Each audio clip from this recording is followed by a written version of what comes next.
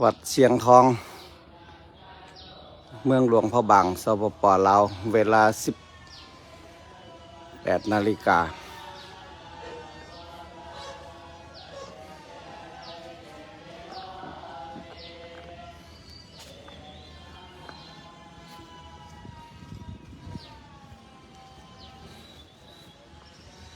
เลยมาปิดเกือบ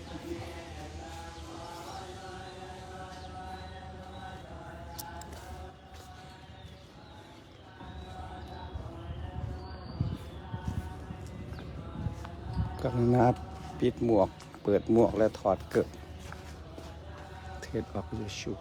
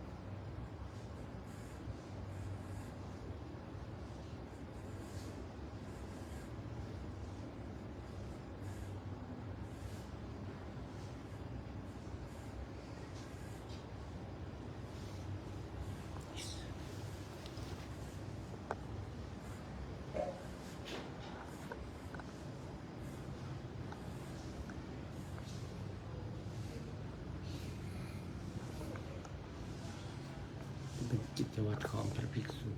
สามเณรวัดเชียงทองในเวลา 18 นาฬิกาถึงเวลา 18 นาฬิกา 30 นาทีมีทำวัดสวดมนต์เป็นกิจวัตรเมืองวัดเชียงทองเป็นวัดที่เป็นไฮไลท์ของเมืองหลวงพระบางหลวงพระบางเป็นนครหลวงเมื่อครั้งอดีตนี่เป็นพิพิธภัณฑ์ที่เก็บ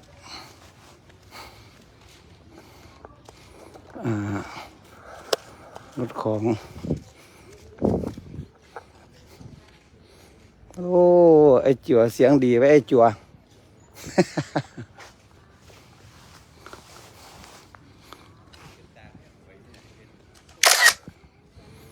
ไอจั่วเสียงดีวัดเชียงทอง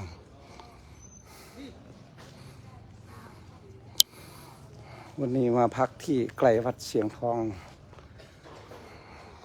เมืองหลวงพระบางสปป.ลาวหลวงพระบาง is world heritage is of the life เป็นเมืองมรดกโลกที่ยังมีชีวิตอยู่ขึ้นทะเบียนเป็นมรดกโลกแต่คนยังอยู่ในเขตสถานที่นี้ได้เวลา 18 นาฬิกาถึงจะปิดที่นี่แล้วเป็นไฮไลท์ใครมานี่ไม่ได้ถ่ายรูปเอาหน้าออกมานี่ก็ไม่ได้ถึงเมืองหลวงพระบางเป็นศิลปะวัฒนธรรมล้านช้างหรือศรีสัตนาคณหุตอันนี้ผู้ไม่มีบุญเข้าไม่ได้เลยสาธุสาธุข้าพเจ้านางเราจะอ่านให้ฟังนางมุกทิตาพิสาอายุ21 ปีบ้านหนึ่งกุหลาบเมืองบุญแขวงนครหลวงเวียงจันทร์ได้45ทำบุญบูชาสักการะโดยมีสักการะไอ้จั๋วจะไปใส่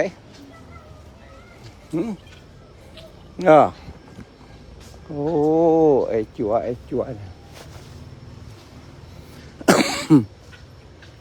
กุฏิที่พักพระภิกษุสามเณร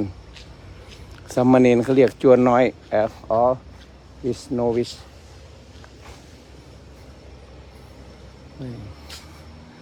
ทิศตะวันตกจะอยู่ด้านนี้ทิศตะวันออกจะอยู่ด้านโน้นทิศเหนือใต้ออกตกทิศเหนือจะเป็นแม่น้ำโขงที่ไหลพาดผ่านมาจาก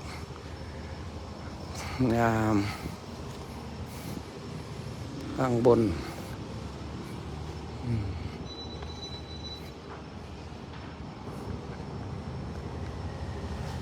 ปกติถ้าไม่ได้นั่นก็จะปิดเพื่อความเงียบสงบวัดเชียงทองไสยโรหะรามาธิบดีมหาวิหารวัดเชียงทองไสยโรหะรามธิบดีมหาวิหารสร้างโดยสมเด็จพระเจ้าไซเศรษฐาธิราช ใส่เชษฐาธิราชเป็นพระมหากษัตริย์ของลาวในสมัยนั้นนี่ทาสผู้ใดนี่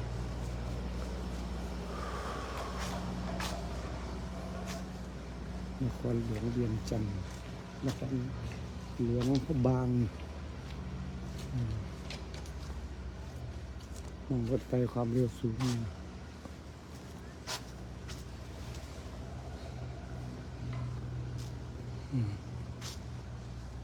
มีเหือสวงความตัวของใหญ่